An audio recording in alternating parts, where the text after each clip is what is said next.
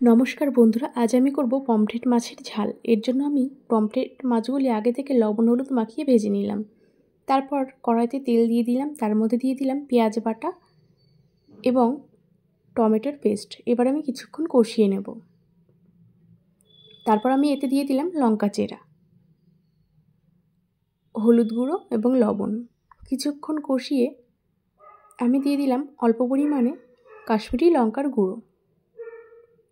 এবার তেলটা ছেড়ে এলে পরিমাণ মতো জল দিয়ে দিলাম। জলটা ফুটে এলে আগে থেকে ভেজে রাখা মাছগুলি দিয়ে দিলাম।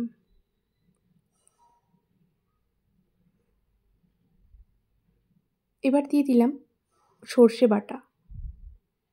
তারপর জলটা কিছুক্ষণ ফুটে গেলে, প্রায় হয়ে গেলে, এর মধ্যে দিয়ে দিলাম ধনেপাতা, লঙ্কা চেরা এবং একটু সর্ষের তেল। তারপর হয়ে গেলে নেড়েচেড়ে নামিয়ে নিলাম।